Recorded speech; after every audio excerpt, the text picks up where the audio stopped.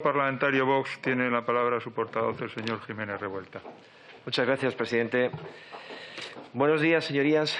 Bueno, yo voy a intentar poner un poquito de luz a lo que ha sido este proyecto de ley.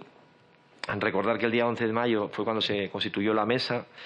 El 18 de mayo tuvimos la ponencia y allí lo que sucedió fue que el Gobierno llegó ya con todo pactado, llegaba ya con los acuerdos con el Partido Nacionalista Vasco y con el Partido Regionalista Cántabro, y en la cual prácticamente no dio opción a los grupos parlamentarios para poder debatir sobre las enmiendas que se habían presentado, exactamente 248. Entonces, simplemente porque además la señora Blanquer decía que esto es lo que decía el Ministerio y que es lo que había que cumplir, ¿no? Nosotros hemos presentado bastantes enmiendas y en el informe de la ponencia que nos presenta el grupo mayoritario, el Gobierno, pues en la primera parte, sobre las enmiendas de la primera parte, resulta que nosotros teníamos una enmienda que era la 54, que era la misma. Sobre la segunda teníamos la enmienda 53, que también era la misma. Sobre la tercera parte teníamos la enmienda 61, que también era la misma que otros grupos parlamentarios. Y sobre la cuarta parte de enmiendas teníamos la 68. Y desde luego con este grupo parlamentario no se ha puesto en contacto nadie. No es que esté yo esperando la llamada de la señora Blanquer por ningún motivo, pero cuanto menos hubiera sido de agradecer, ¿no?, que por lo menos hubiesen incorporado estas enmiendas. Con lo cual, nosotros creemos que esta no es la forma de proceder. Creemos que le quita capacidad legislativa a esta Cámara. Entendemos que se debería haber debatido una a una cada enmienda y haber expuesto cada portavoz pues su posición, haber escuchado, porque probablemente a lo mejor hoy no llegaríamos, pues como han dicho otros portavoces, con todo prácticamente decidido. Y en 2 semanas, en una semana, desde el 18 de mayo al 25 que estamos hoy, presentar un proyecto de ley de estas características que creemos que es bastante importante, pues consideramos que era necesario. Además, no vuelve a ser otra chapuza más, porque aquí al final se están modificando bastantes leyes. Además de incluir la transposición de la directiva comunitaria, se modifican bastantes normas tributarias, entre ellas nada más y nada menos que 17 normas tributarias: la Ley General Tributaria, Impuestos sobre Sociedades, Ley del IRPF, Ley del Impuesto sobre la Renta de Personas Físicas de no residentes, sobre patrimonio, Impuestos sobre sucesiones y donaciones, transmisiones patrimoniales y actos jurídicos documentados, Ley del Mercado de Valores, Ley de IVA, Ley de Impuestos Especiales, Ley del Régimen Fiscal Canario, Ley del Catastro Inmobiliario, Ley de Haciendas Locales, Ley de Prevención del Fraude Fiscal, Ley de Regulación del Juego, Ley de Normativa Presupuestaria y Tributaria y Ley porque se regulan las sociedades anónimas de inversión en el mercado inmobiliario. Como digo, 17 normas, casi nada. Y todo ello en una semana o en una hora que no se ha permitido ni siquiera debatir. Una ponencia que entendemos que de tal importancia no se debería haber llevado así. Y si me lo permiten, porque claro, nosotros no tenemos experiencia parlamentaria, entiendo que otros grupos parlamentarios sí, y que parece ser que esta es la forma de proceder, ¿no? Es decir, no es que el Gobierno que actualmente gobierna actúe de esta manera, sino que se venía actuando en otros años de la misma, o otras legislaturas de la misma manera. Pero si me lo permiten sus señorías, les voy a leer el artículo 114 del Reglamento del Congreso de los Diputados, que dice lo siguiente: concluido el informe de la ponencia, comenzará el debate de la comisión, en la que se hará artículo por artículo. En cada uno de ellos podrán hacer uso de la palabra los enmendantes al artículo y los miembros de la comisión. Pues, señorías, sinceramente este artículo ni se ha tenido en cuenta y, como comprenderán, hoy en la comisión, en 10 minutos, intentar defender las enmiendas es prácticamente imposible. Solamente a lo que nos podemos atener es a comentar unas ideas generales. Y, señora Blanquer, en el proyecto de ley inicial no venía nada sobre las normas del control sobre el tabaco crudo y régimen sancionador, que lo han metido ustedes después y que se podía haber debatido. Me consta además que esta Cámara, y aquí hay diputados de otros grupos parlamentarios, que en otros proyectos de ley sí que se ha hecho o se ha tenido en cuenta y se ha debatido artículo por artículo, y creo que esa debe ser ese debería ser el devenir de cada ponencia y de cada ley a debatir, y más de la importancia que creemos que tiene esta.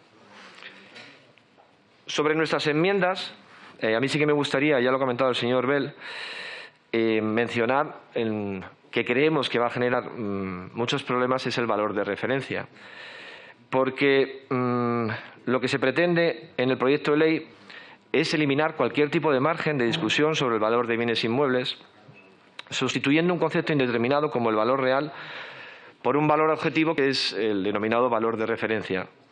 Sin embargo, dicha medida es muy criticable porque permite a la Administración tributaria sujetar a tributación una base imponible que no tiene por qué coincidir con la capacidad económica que se pone en manifiesto en la operación, ya que puede pasar en muchas ocasiones que el valor de mercado, el pactado en la escritura, sea muy inferior al fijado en el valor de referencia, que no deja de ser un valor estadístico.